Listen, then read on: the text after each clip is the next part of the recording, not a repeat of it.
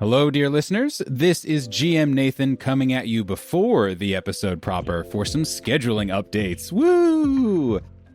Today's episode is the end of an arc, and so we'll be taking a couple weeks off of our actual play show for a little back-to-school break. That means no new episodes for a couple weeks before releasing our Tale Till Now episode recap on September 26th to get everyone refreshed on the story before coming back in full force with our weekly episodes October 3rd. Now, don't fear. There's still a lot of Reckless Attack coming your way the next few weeks. We'll still be releasing our regularly scheduled September Reckless Attack interviews, and man, these are some really cool episodes. We'll also be releasing the details of a special 2-year anniversary birthday special extravaganza. That's right, including some audience participation. So, while we go slightly quiet for a couple weeks, please go find us on all the various social media platforms to learn more about all the cool aforementioned announcements. With all of that out of the way, here's this week's episode. Please enjoy, and see you again October 3rd.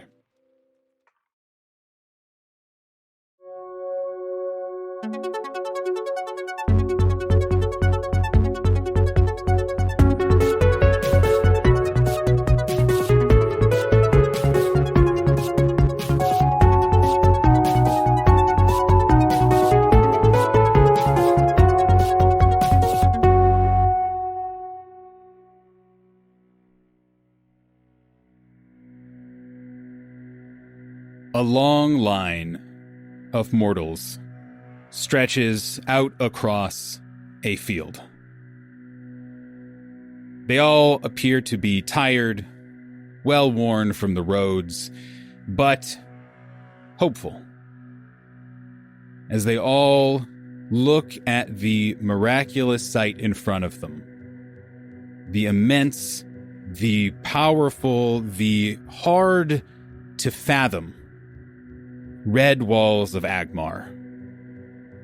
Once a bastion for an oppressive regime, and now a place that holds hope for many.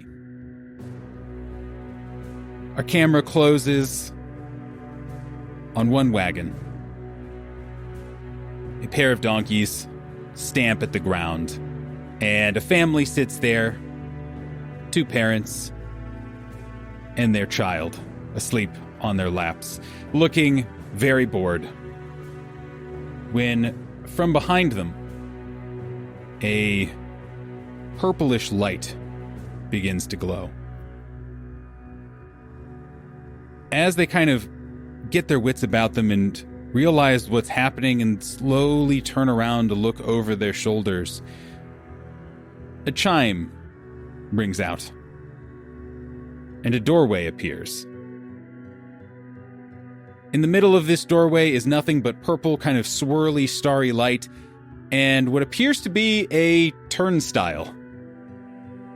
They kind of start scrambling backwards a little bit. One of them scoops up their still waking daughter, and their eyes are wide, and before they even get a chance to call out or question what they're seeing, they start hearing muddled voices. And then they see this turnstile perfectly in the center of this doorway, kind of chunk one over. And a form is thrown from the portal, seemingly as if it was thrown through high speeds. And this form lands, making this huge crash right on top of their cart, with all of their earthly belongings, making a huge mess. And as the portal continues to swirl, this figure kind of stands up, brushes themselves off, maybe gets their bearings a little bit, and then sees the red walls of their home. Now, which of the Golden Tree Adventuring Guild are the first to be deposited? So you see this portal open up in the air with this turnstile, and all of a sudden it turns. And through the air, you can just hear the screaming of a certain rocky dwarf yelling, "Are you sure this is safe?" And then poof, against the cart. As he picks himself back up, you see that this dwarf is short, like all dwarfs are. But his arms and legs are encrusted in this like dull brown stone.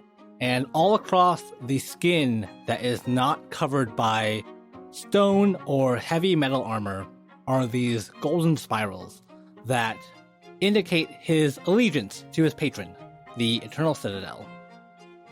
Scattered on the ground next to him is his trusty warhammer as he picks it back up and kind of like puts it back in the strap, the holster, righting himself in front of this family, trying to make himself presentable before gazing back at the portal and looking at the walls of Agmar.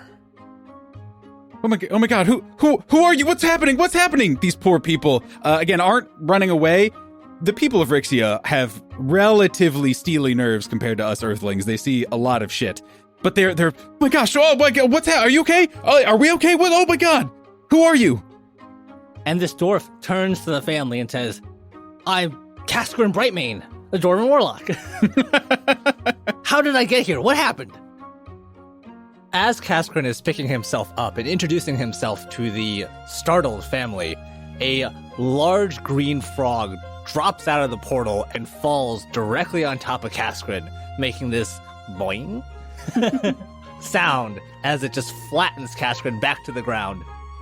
And you see the form of a 4-foot-tall spherical green tree frog that has just landed perfectly on top of Caskrin and just appears to be sitting there, hanging out.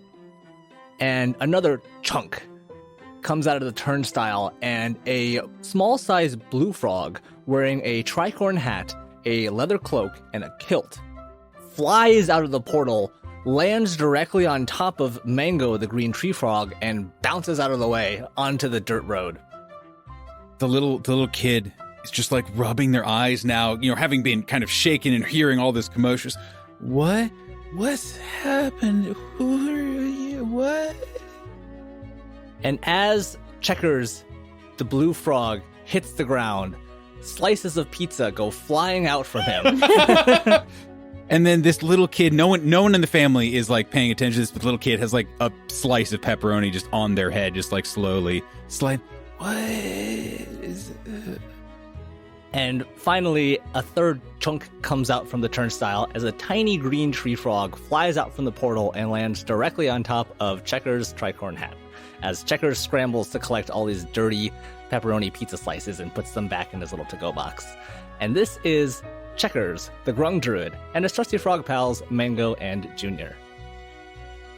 As this kind of violet portal with the turnstile in the middle of it makes its next turn as ka-chunk, the form ejected is a just under 6.5 feet tall silver dragonborn, and he has his staff kind of across his back, and as he's thrown out, the bottom part of the staff gets caught on one of the little turnstiles.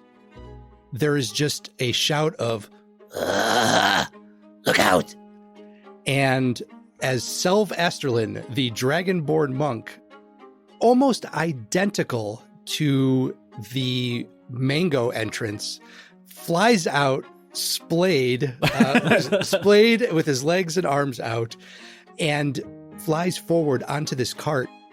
In his right hand is a parchment-wrapped parcel that looks like it has been wrapped to look like the shape of an ox. And as Selv hits the cart, this parcel flies from his hands forward and onto the ground, and it kind of rolls on the ground, and this parcel is kind of looks like an ox on its side. Selv kind of collects himself and just kind of looks back at the portal because there is still a member of the party that needs to come through, and based on Selv's experience, could be coming through at high velocity. As Selv kind of turns to look back behind him, I imagine everyone on the cart just like slowly, now a pattern has been established, and looks over at this, clearly waiting for something else to happen. And a final ka-chunk turn of the turnstile happens. And ejected is... You would normally see Valeska's dark blue eye mask first, but in true Valeska fashion, she was peppering Lorana with questions, and Lorana had to gently just push her backwards through the portals. So Valeska falls backwards in her leather-studded armor, and because she is 5'0", almost starts doing like a half flip before Selv just rights her, and she still crumples to the ground because she is not dexterous whatsoever, but avoids cracking her skull. In her crumpled pile, her short brown hair, normally in braids, is a bit disarrayed, and she stands up, shakes herself off, and tries to readjust her shield with the half-open eye and chalice on it. She looks back at the closing portal with dread and anguish in her eye as she just says, I forgot my detonating onion. The portal starts to close, but as it does, you hear a voice ring out. That of Lorana Moonglove. And in a very chipper, albeit maybe a little tipsy voice, you hear, thanks for the great time. See you in 2 weeks. I hope. And then, shoom, the portal closes and is totally gone as if it was never there. The only sign that it ever was are 4 ejected guilders amid probably a medium amount of broken property outside the walls of Agmar. There's just a moment, a beat of silence as everyone kind of gathers themselves, makes sure that they're okay, figures out where they are. A lone voice rises. Whoa, that was so cool! As the little kid stares, eating a dirty slice of pepperoni pizza and cheering the return of the Golden Tree Guild. Welcome back, everybody, to Reckless Attack! Yay! Back in Now Agmar. that's an Ooh. entrance. That's right. With doggy bags Yep. and magical portals. Hell yeah, that's how we do it.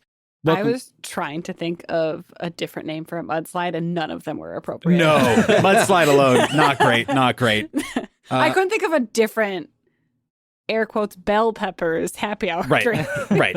Ugh, no thanks. Yeah. No good. The 4 of you have made it back to Agmar. It has been a long journey. It has been weeks that have felt like, I don't know, months of recording, certainly, and episodes releasing. But you've come back, and you've come back with a glimmer of hope. You believe you don't right now have the means to help fix the undead centurions, the bones who help guard this city, but you know someone who might have the means, and you know what that person might want in exchange for that. But that is not a problem for tonight. What would you guys like to do? Kaskrin will go up to the family and, check on everyone, kind of explain the situation, and then also take something from his pocket and gives each of them a small little bag of chicken tenders. We were never here. Our stuff. What do you? What? What's going on here? You hear another voice kind of ring out, and everyone kind of spins around, and you see a member of the Agmar Red Guard, one of the town guard here, and they kind of it's a relatively short individual, someone who is actually kind of head height to most of the members of this party, and just kind of comes clopping up on a pair of oversized boots. You see the familiar face of Jack Brill. Yes. The hedgehog Yes. guard, right? Yeah. Okay. My brain was like, which of the other quilled mammals was he? Let's start. The Echidna guard, the Sonic the Hedgehog guard. I don't know. And you see Jack Brill, one of the members of the guard, kind of looking very sternly and looking very confused until recognizing the 4 of you. Wait, what are you guys? Are you? Jack! Val waves enthusiastically at him. Oh, hi. There's a bunch of damage. They came out of some weird portal. But all right. Hold on. What's? That is true. We did come out of some weird portal. The sanctity of chicken tenders means nothing. Yes, so, Jack, we were on... Right now, a prevailing theory is a pocket dimension, and the creator of said pocket dimension was very nice to us. Oh, I can't say these things. As you say the word, I think we were in... Your mouth stops working. Gotcha. And you say, oh, don't worry, Jack, we were in... And you start your jaw locks like a TMJ kind of thing. And just it stops and you can't say anything for a couple seconds. What she means to say, Jack, is that we were next to this area and we met with a magical, powerful sorceress who took us into her... Yep. Also, again, but for you, it's like you feel this burning sensation as if you've recently reconsumed a jalapeno popper. Why are you guys having so much trouble saying that? As a reminder, for you all and for listeners at home, Lorana has enchanted her, technically she enchanted her jalapeno poppers, has enchanted them so you can only give a couple of bits of information about her. You can say her name, and you can say that she is a sorcerer of some sort, but you know, and would now experience, you can't say anything about how you met, about where she was, about the city, kind of the layout. And maybe you guys had been had been told these kind of limitations before, or maybe you're actively being reminded of it right now, but you are not able to say anything kind of beyond, yes, Lorana Moonglove, powerful sorceress. She said she'd help us. End of story. As Selv is probably the only one left, Val will look at him and be point to Jack Brill, she'll just mind actually. Help. I may be able to help explain, but give me one moment. And Selv will kind of reach into his pouch and pull out just a few gold pieces and hand them to whoever seems to be the most in charge of the family. I will have you hand it to the person who is most aggressively in your face about it. Yes. I apologize for our landing. We did not have much control over it, and I am sorry for the inconvenience. I hope you are able to replace anything that was broken with this. They kind of look at you, look down at the gold and look back, and then kind of apprise the situation. And Jack is still just trying to figure this out, trying to read the room, say, how about the three of you, and he points to the family, and your wagon, and your animals, and the four of you, pointing at the guilders, why don't you follow me to the front of the line, and we'll get this figured out and taken care of, no problem. The family kind of looks and just kind of seems placated by this at the moment, and kind of hitch up their wagon and start kind of moving behind you guys. Val is just rubbing her jaw right now, still unable to verbally speak. I am going to wait until we get to a spot where we could talk to Jack a little more quietly before I will try to explain what happened. So you guys are walked past all of these other groups of travelers, again, all kinds of mortals, and many of them give you kind of confused, annoyed side eyes that, wait, they're cutting the line. What the hell?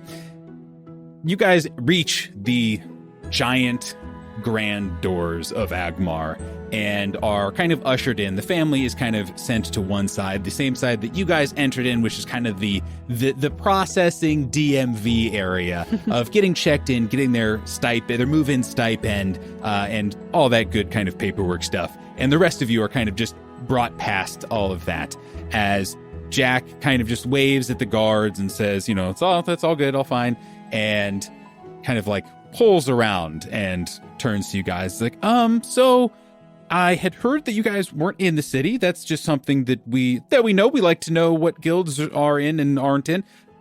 Are you okay? All good? We are back earlier than expected. That is true. But I think we're good. I think we're okay. We just apparently can't talk very much about what we were doing.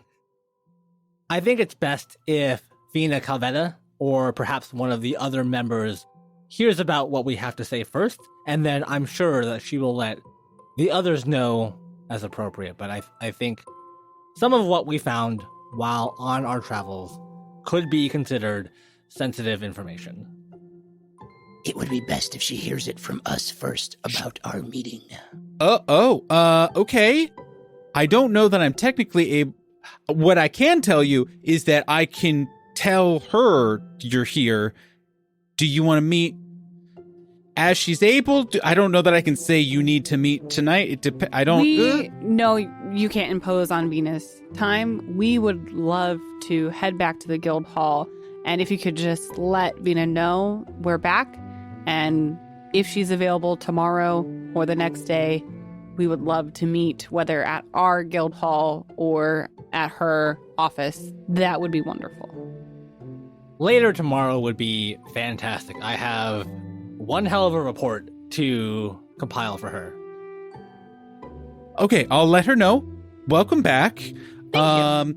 We'll hand wave the usual declarations of any magical items that you may have obtained kind of in your travels. Oh, one more thing. It just occurred to me, and he turns to Val. I don't mean anything. This wasn't me. Someone, and he kind of motions to like a pack he has around his shoulder, and is rustling around trying to grab something, and pulls out a like small stack of papers. He says, someone in the guard just asked next time any of us saw you to tell you here are the official forms for filing reports for any intel you may have. So that way you don't, when you file your reports, it's just, you do this, you just do it in the way there. Oh, yes. See, I did that, but I had to add several pages because there wasn't enough space on the form itself to have all the necessary details included. But I appreciate these. Thank you very much. I'll use these. I ran out of my copies. You know, there would be more space if Cass or Checkers could cast enlarge on the sheet of parchment. No, please don't do that. There's like slots and it's not. And Kaskrin will say, I think we've got it from here, and like goes to like slap his back and kind of like, hey, good man. And then stops himself just before he impales his hand on. You have a rocky hand though. You might be able to You're the pull one it off. person who can. Okay, yeah. He does it and then just like, hold on. He's like taken aback. He's Yeah. like, no one ever does that. Yeah. And sorry, Jack, for the family. What they say is true. And we're sorry about it. Okay. We'll add that to the report. And he just kind of Do you want me to write it? I don't think I could write it up, but like I could try. I'm sure Kaskarin can do one just fine. And he'll look at Jack and be like, I think a group report would be appropriate. Why don't we all get together tomorrow? And he looks towards the rest of you and says, well, we'll write something up together. And he just looks around at you all kind of uncomfortable and then just kind of like clicks his boots together and like kind of, he has a little long spear that he is carrying with him and kind of clomps it down and says, all right, sounds good. And then turns, you can hear him mumble under the breath, that did not go well. It's fine. And he heads over kind of to the family to make sure everything is going well. As we make our way back to the guild hall, Selv is going to look at the others and then make no attempts to hide where he is going, but it is very clear that the path back to the guild hall is taking him probably towards Pete's Meats. Oh yeah, absolutely. As you guys are, kind of cut to you guys all chomping on your cured meat of choice, all of them on sticks or bags or what have you, as world famous. I was going to say, I don't know, was there a meat version of like chocolatier, where it's something a little more artistic than like Butcher? Right, something more, he's a meat artist. Like he's a curist. Right, a meat curist, I think is a good one. A meatisan? Like an artisan, but with meat? I was trying to find like sommelier or Right, something. that's the vibe, right? Sommelier. Sommelier. Yeah. But leave in the comments. And you see renowned meat curist Pete just kind of like sliding a probably very large bag of coins under as he has just made yet another sale. You guys find yourselves right in the middle of Agmar. All around you are these kind of grand buildings, these leftovers from the age of the Pentarchy that have now been made into something new. You walk past the huge library, the site where you know you will have to do some things in the near future. And you even see the giant dragon skull that is just, not too far away from you.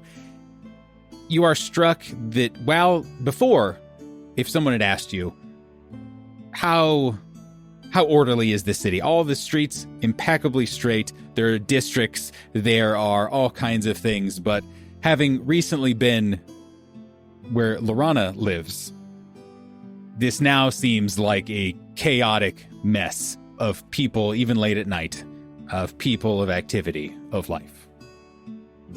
That was actually one of the things I was going to ask, was to compare this to Lorana's and see if there were any comparisons that could be made. So for instance, even the layout. So if there's a center fountain or the main courtyard in Agmar, is that roughly the same spot that it appeared in Lorana's city? Yeah, roll me a perception check.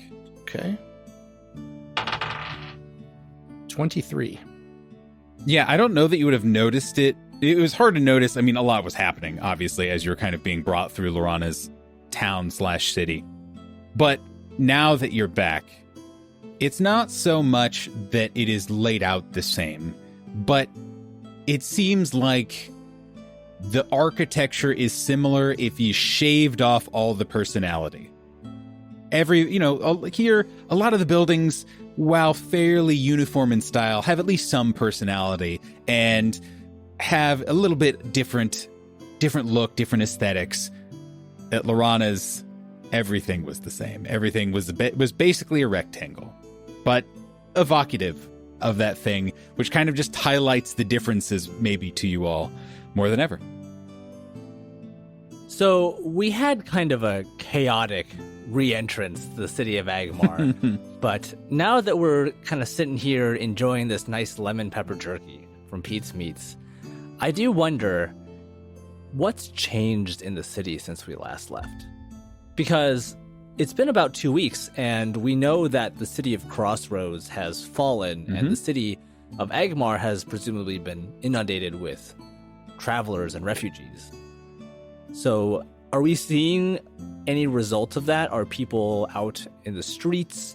Are there any obvious kind of changes that we might take notice of? In addition to that, as we left the city, had just recently been attacked by multiple Mothmen that were ripping apart bell towers and trying to disrupt Agmar's reality as we understand it. So is there any repairs happening or noticeable repairs? Yeah. Or progress? Or fallout or whatever. Yeah. Or like this building had to be torn down because it wasn't salvageable. This is really interesting to me because I was going to ask, like, how are you guys feeling being back in Agmar, and what does this kind of strike you? And I think it is lovely that thoughts are like, all right, what is different? And what are we noticing and that kind of stuff? So I'm wondering, would you guys, now that you've had your meats, would you guys be meandering around the city a little bit, or would you, kind of taking the long route home, so to speak, or just seeing what you saw as you were walking? So Kaskrin, as we've been in the city a little bit more, was originally like dead tired on his feet. Wanted nothing more after leaving the portal but to go home and rest. But now that we're back here, this is the first time in 2 weeks that Kaskrin has been in a city that feels so lively. And so he is like eating his cured meat now with like a pep in his step, and is turning around and saying like, hey, do you guys want to go out? Like, we made it back. I mean, we still have work to do, sure, but this feels like a celebration to me. I could be convinced for a drink. And he's still got like bags under his eyes and everything. Well, again, you guys have gotten actually some like, obviously you had a lot of kind of tough fights, but relatively speaking, Deepwood, you got to at least sleep in a bed. It was a stressful time. It was a sad time, but at least it was bed sleeping. And then you didn't have to do a lot of overland travel. You got to rest a little bit with Darthon. But yeah, I also love the idea, though, that like Deepwood's not a bustling place. Right. And then you went to a literal graveyard with one person in it, and that was it. And then to the terrible place that was Lorana's. It's just the life of the marketplace and the people around in this evening's really like bringing life back to Cascarin. Yeah. And we've established that Agmar is a city that doesn't necessarily have a peak time. There's always bustling happening as like it's kind of a 24-hour or 2 sun day rotation Yeah. type of cycle that like there's never a dull moment.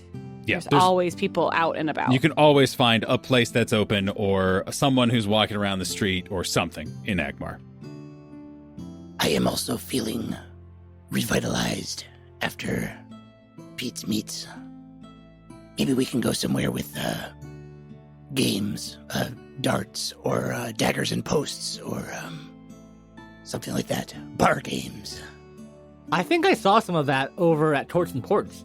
I'm betting it's still open, actually. I don't know what time it is, but I am always game for Torts and Ports. Yeah, and it is still early enough in the evening. Like it's not like 1 a.m. or anything. It's like the sun has just come down and, night is starting to settle. We're still in that twilight kind of vibe.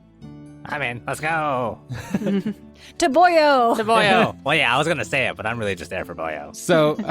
So you guys are still like loaded up with all your adventuring gear, still wearing your armor, and you're not as road weary as you were because you got a little bit of time off your feet. And as you kind of are walking down this main stretch, you do see that activity and you start to see people around. As you guys are walking on this main strip, you can kind of see in the distance, and you don't really get to see much of it just because it's kind of the opposite direction in the city of where you're walking. But you can see from here is the Agmar Transitional Housing Building. And you guys would know that this is where people who haven't already purchased a property or just kind of need a place to live or crash temporarily or long term, that is where they go. It is always a place that people can kind of go to, no questions asked, don't have to pay for it. It is just part of living here in the city. You guys can see, and maybe you guys know to look for it, because if there was a place where refugees would be, it would be there. And you can see very often there are wagons or what have yous kind of parked outside, sometimes even people living outside just for whatever reasons they decide to live out there. But now you can see several campfires, several wagons, and a lot of kind of shadows moving in the distance. It's hard to tell from this distance, but it seems relatively okay, relatively peaceful. People are there, people are milling around. There are some people who are sleeping outside, but people are just walking, people are tending to their fires, people are talking. And you can see that kind of in the backdrop as you guys are entering back into your home. And as you walk, you start to make a beeline for Torts and Ports.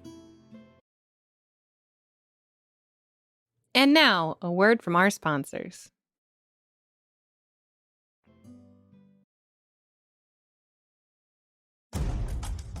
This episode is brought to you by the Venestra Collection. The Venestra Collection is a D&D 5th edition setting inspired by the glory of ancient Rome. With over 1,000 pages of new races, subclasses, spells, cities, encounters, and so much more, the Venestra Collection has everything you need to immerse yourself in a universe of demigods.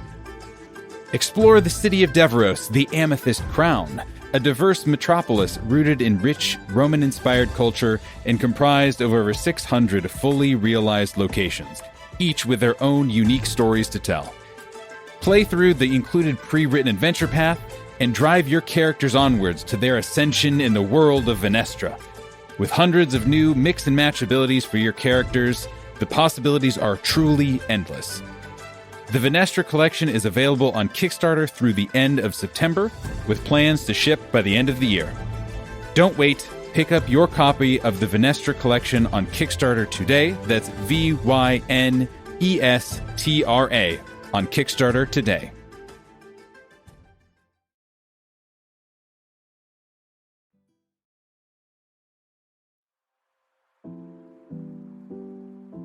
Hello, everyone. GM Nathan here, and welcome once more to the Midroll. This is where I remind you to follow us on all the social medias, particularly on Twitter at reckless_attack, where we are posting a variety of frogs and memes, and frog memes, and meme frogs. You can find all our socials by visiting our website at recklessattack.com, and much more. If you like us, consider supporting us on Patreon. It's one of the best ways to help us grow and improve the show. Early ad-free episodes, level-up talkbacks, and oodles of other stuff await you there at a variety of tiers. Lastly, don't forget to tell a friend if you're enjoying the show, or let us know by leaving a rating or review on your podcatcher of choice. That's all from me. Enjoy the rest of the episode.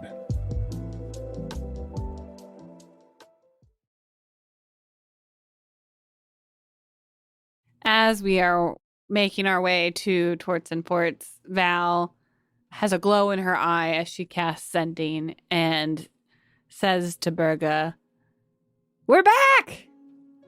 We're going to..." Sophie's counting on her Torts fingers and for the Forts. listeners. Come meet us. We're walking over now. We've missed you. Love you. Bring Hody. Yeah. I don't know what the bar policy on pets is. Because if we bring Hody, we have to be Colaprico. I think they have a stable outside, but if we bring one of them, we have to bring all of them. That's and very that also true. Includes I feel like they've Roth. really, they've all bonded together. They are their own stack. Who is on top? It's gotta be is- Taroth, 100%. Well, see, I feel like Taroth would also use his creepy wing claws to hold Colaprico up sometimes. So maybe Yeah. that's While invisible. yeah. Taroth is definitely either the middle or the bottom of the stack. Taroth is not the top of the stack. Val, in response, you get, it's 25 words, Yeah. right? The first 15 of them are, oh my God, oh my God, oh my God, oh my God. And that just goes on for a while. And then there is enough kind of, that it must have counted as several more of the words. And then finally I'll meet you there. That's it. I forgot to say bring Etris. Val sends Sending again with instructions to get Etris out of his lab. Please tell me he hasn't lost too many more digits, limbs, or other body parts. Please and thank you. Is that 25 Wow. exactly? That might have been 20, but what did It's fine. Don't worry about it. Don't count. And you hear, an affirmative. You guys start walking through the city. And yeah, there is just this kind of life and bustle. And even though this is nothing compared to what Agmar at peak hours, this is like Tuesday night in Agmar, basically, where it's like, people are out, couple people running to get groceries or going out for Thai food or whatever. It's not the main nightlife kind of night. Right, exactly. But there is still kind of that thrum of authenticity and of life. You guys walk through the city, and everything looks familiar. You take kind of your familiar turns off of the main street to your semi-familiar haunt, Torts and Ports, the tavern / bakery / maybe inn, it's not clear. And you guys kind of throw open the door. There's like 3 people in there, not including the bartender, Hira.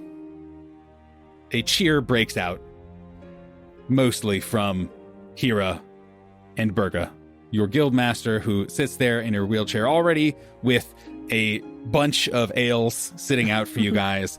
And the two of them and Burga's horrible imp familiar, Taroth, let out two very nice, heartwarming cheers and one kind of blood-curdling cheer, and welcome you back into the city of Agmar. As you just hear one, as in the corner, the large-sized Saint Bernard, Boyo, lets out one bark to announce your arrival. Cascarin is straight up like tearing up because he has not seen something so magnificent as, one, someone waiting for him, and two, a full round of beers ready to go. Yep. That he is just like, he goes and gives Burga like the biggest bear hug. Oh yeah, it is like the Full Metal Alchemists, like just big beefy people just squeezing each other extremely hard, but in a very nice consensual way. Cass feels like a pat, like a swat on his back, like, get out of the way. It's my turn. As Val's trying to get in and also give Burga a hug. Right. Yeah, and it just, I imagine, just turns into a group hug at some point, and Burga is just like, "Oh, I'm so you're back so early. I thought from your last messages, I thought you were going to be much later. That's so exciting. You're back and you're all safe, and what great news! And congratulations. There is something that I want to take note of. Mm-hmm. When I get close to Burga, when we all go in for the hug. Yeah. Burga has this object of focus embedded in her chest. Mm-hmm. I want to take note of the ring that I am wearing and see if there's any kind of reaction between the ring and the object of focus that Burga has. Roll me a perception check. 18. You have a hard time, Selv, of distinguishing, but you can't tell if kind of the feelings of warmth are coming as part of a reaction, this sort of interaction, or if it is just your kind of genuine interaction in this moment. But certainly at minimum, you are filled with that kind of a nice feeling. So I imagine the night wears on a little bit. Yes. Cascarin is at the table. He's already had a few too many drinks when they were cheaper at Lorana's happy hour. And now, And much more sugary. Yes, and much more sugary.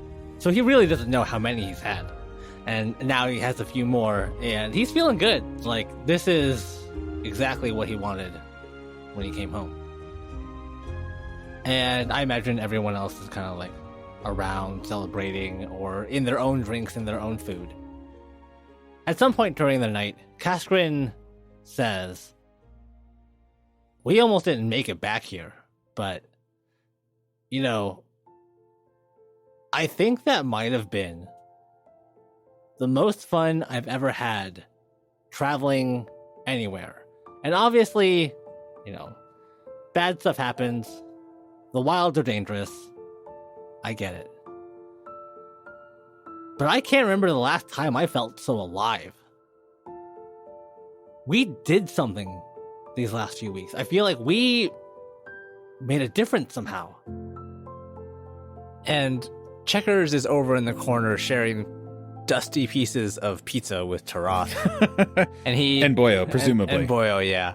And he perks up and he just goes, "Well, Cascarin, you don't really get out that much, do you?" And the mood is immediately dampened. But yeah, I get it. I get what you're saying. It was fun. It was hard. It was sad sometimes. But it showed me a lot about myself and about the people that I'm with. I personally can't wait to go flying again. And Selv will look over at Cass, kind of put a clawed hand on his shoulder and say, I understand that is not your thing, but it was exhilarating. I think not my thing might be understating it a little bit, Selv, but I appreciate the sentiment. Yeah, Burga cackles at that. Just at the image of you doing any amount of flying. Yeah, and we saw the dragon, too, coming out of that portal, and that was awesome. And Checkers just kind of launches again into that same reenactment that he had with the portal. And he's doing it for Taroth this time, so he can show him the true magnificence of what the group has experienced. Yeah. Taroth, you should have seen it. It was like this. Destruction. Yes. Val will nod slightly and say, it was an incredible trip, and there are so many ups and downs that occurred throughout, and I'm really glad I got to experience all of it with you. With me? Yeah, you're included in that, Checkers. Nice. You and the whole frog staff. I imagine Checkers just kind of nodded and be like, nice. Nice. Cool. Nice, yeah. Burga, at that, I imagine if Kaskrin and Val are close enough, she pushes her wheelchair kind of between you guys and actually just puts one of her big hands on each of you. And you can see her face is wet from tears. And she is smiling at the group of you guys and just is beaming, just overwhelmed with emotion. And through these tears and her big smile just says, yeah, it is a difficult life, adventuring, but it is hard to explain to those who have not done it how terrible and beautiful it can be. Val will just kind of lean over in her chair and like rest her head on Burga's shoulder and just nod into it. Puts a hand around your shoulder.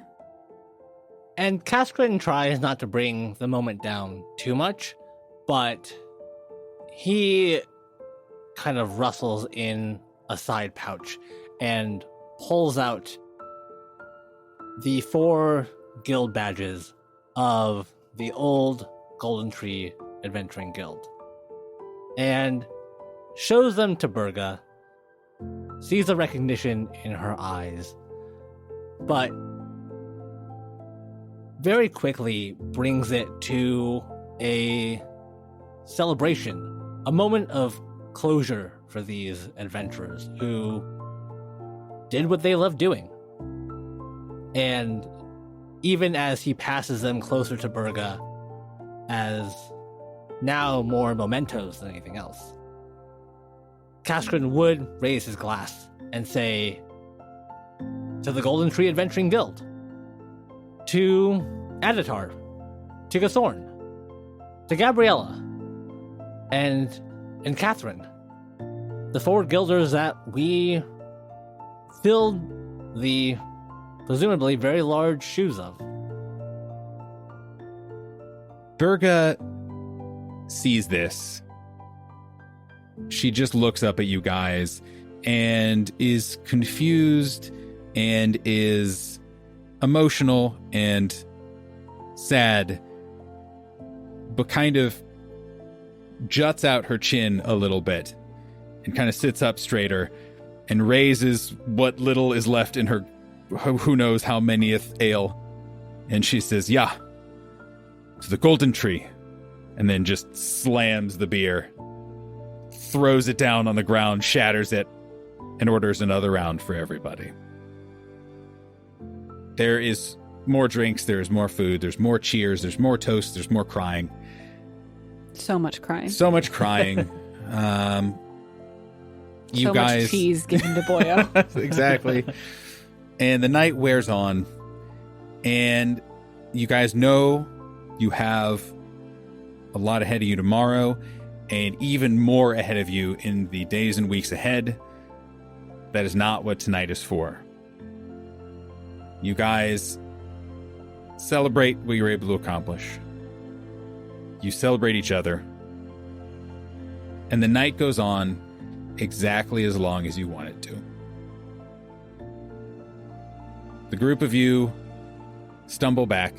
It's only a couple blocks, but it feels much longer and much shorter all at the same time. You throw open the guild hall. It looks the exact same. But The feeling of home and of comfort permeates. The night winds down, and everyone starts saying their goodnights or passing out on chairs or on desks of doing. And you each go your separate ways for the evening. Val, knowing the after effects of Mal's wart, has cast protection from poison on herself Very nice.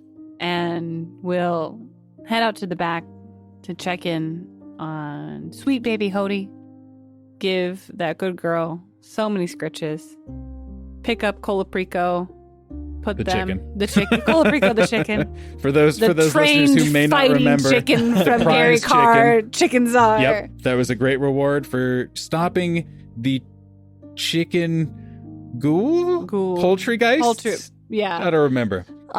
Except Colaprico was not the reward, was Stolen. procured Yes. by Checker. Yes.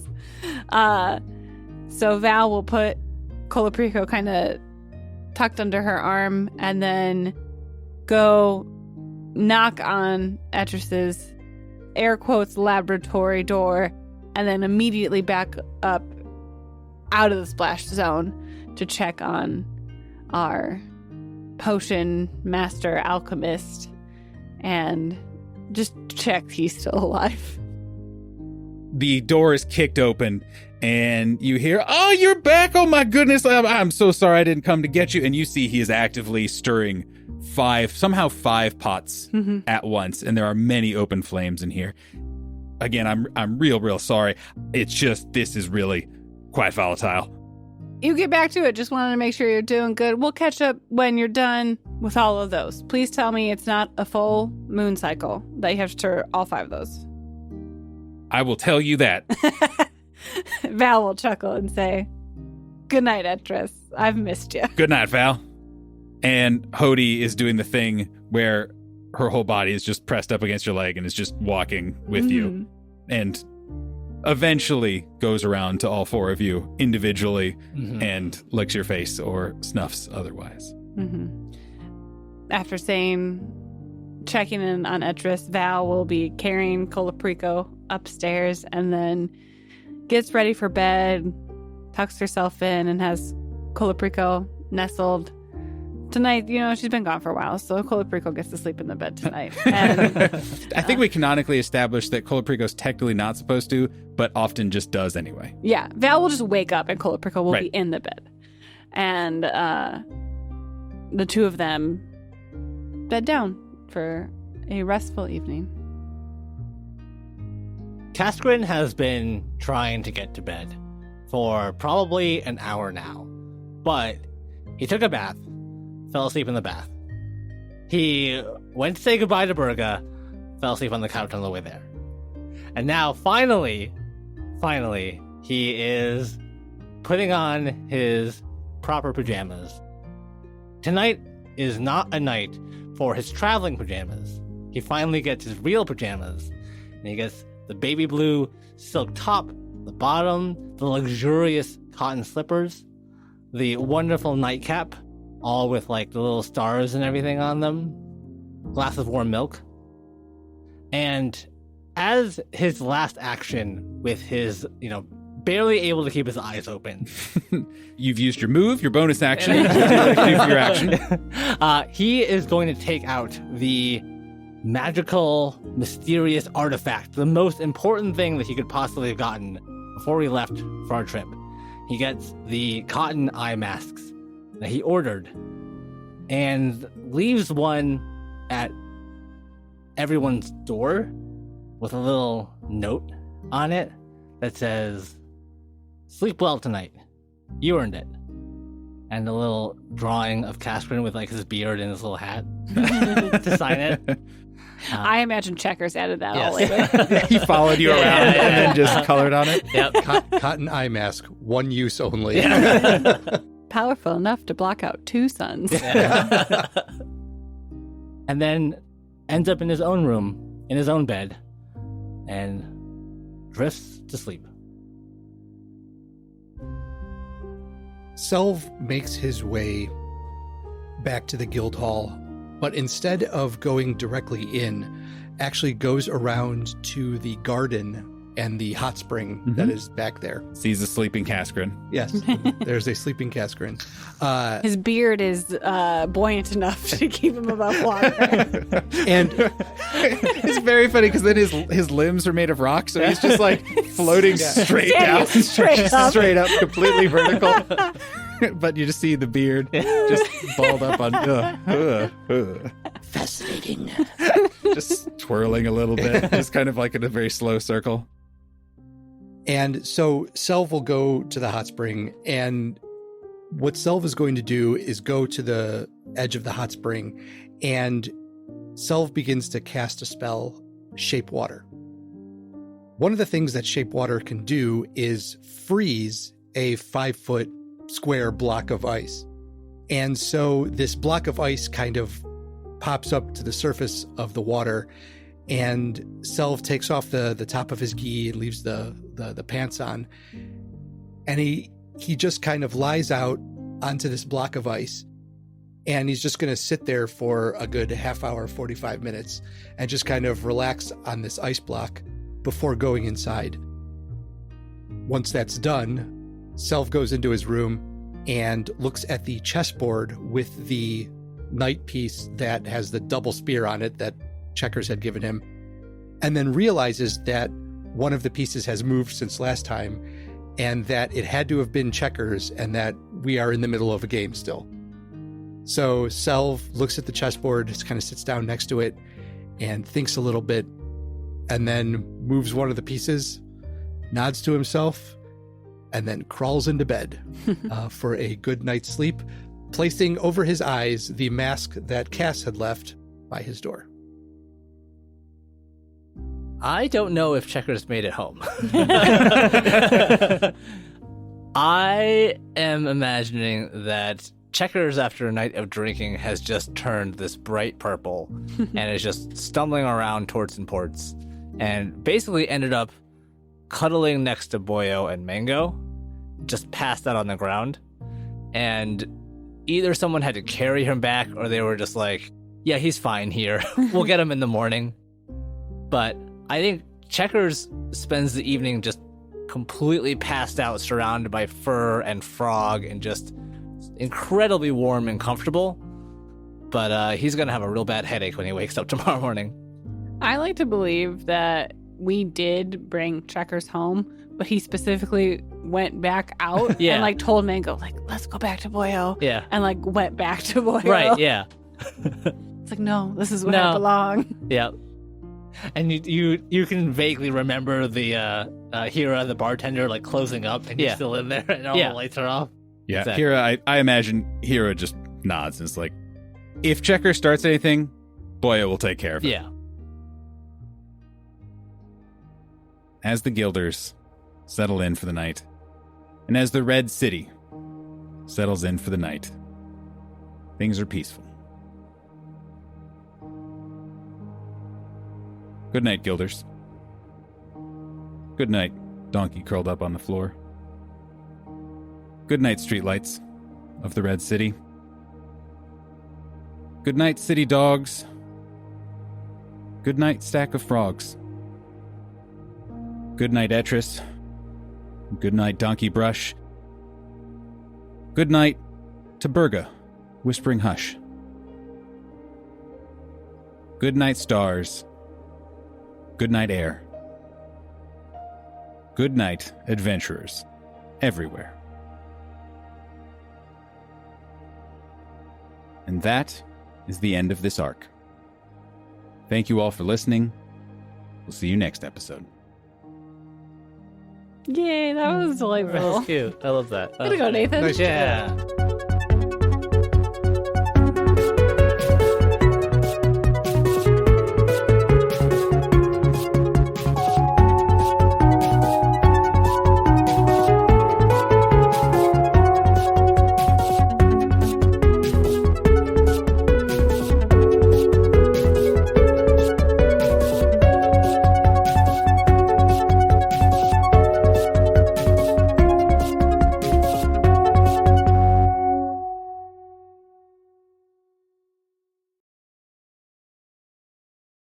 In response, Val, you Sorry, can you just say that more normally? Yeah.